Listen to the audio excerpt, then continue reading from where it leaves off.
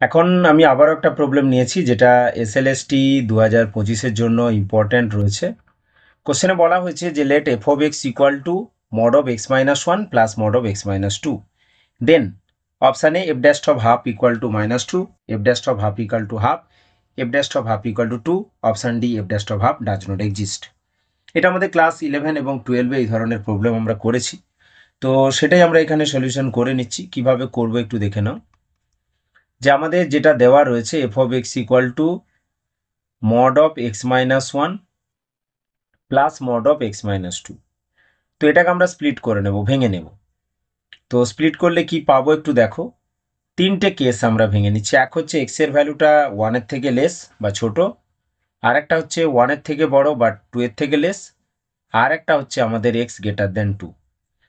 তো x less than one হওয়া মানে আমাদের মড অফ এক্স মাইনাস ওয়ানটা নেগেটিভ হবে। তাহলে মড অফ এক্স মাইনাস ওয়ানটা আমরা পাবো minus of x minus one হিসাবে। আবার এক্স মাইনাস টুও আমার নেগেটিভ হবে, তাহলে আমরা পাবো এটা minus of x minus two হিসাবে।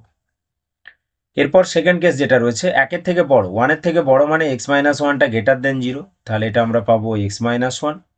আর দুইয়ের থেকে ছোট মানে এটা পাবো নেগেটিভ, অর্থাৎ minus of x minus two. আর দুইয়ের থেকে বড় মানে দুটোই গ্রেটার দেন জিরো, তাহলে প্রথমটা আমাদের এক্স মাইনাস ওয়ান এবং সেকেন্ডটা আমাদের এক্স মাইনাস টু হিসাবে পেয়ে গেলাম। এবার এটাকে আমরা একটু যদি সিম্পলিফাই করে নেই, দেখো এখানে মাইনাস এক্স মিলে মাইনাস টু এক্স, এখানে প্লাস ওয়ান প্লাস টু অর্থাৎ প্লাস থ্রি। তো এটা কখন পেলাম না, যখন এক্স লেস দেন ওয়ান। আচ্ছা, নেক্সট এক্স এক্স ক্যান্সেল হলো, minus one plus two, minus one আর এখানে মাইনাস ওয়ান সে plus two, that is one whenever one less than x less than two. এবং আরেকটা কেস হচ্ছে two x minus three whenever x greater than two. তো এবার যদি আমরা ডেরিভেটিভটা করে দেই, দেখো ডেরিভেটিভ করলে কি হবে, এফ ড্যাশ অফ এক্স। তাহলে ফার্স্ট কেসটা আসছে আমাদের minus two whenever x less than one.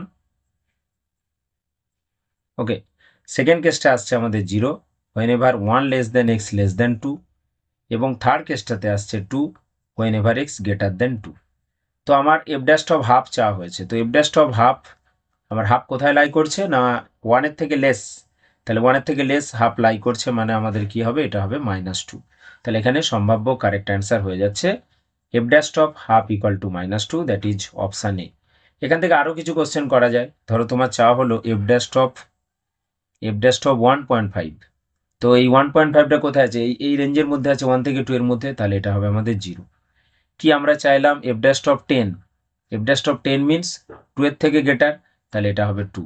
কি আমাদের বলা হলো এফ ড্যাশ অফ মাইনাস 10, তো মাইনাস 10 হচ্ছে 1 এর থেকে লেস, তাহলে সেটা হবে মাইনাস 2। এইভাবে আমরা বিভিন্ন প্রবলেম সলিউশন করে নিতে পারি। তো এখন আপাতত এই প্রবলেমটা আলোচনা করলাম, নেক্সট পার্টে আবারও কিছু প্রবলেম আলোচনা করব। ওকে, থ্যাঙ্কস ফর ওয়াচিং।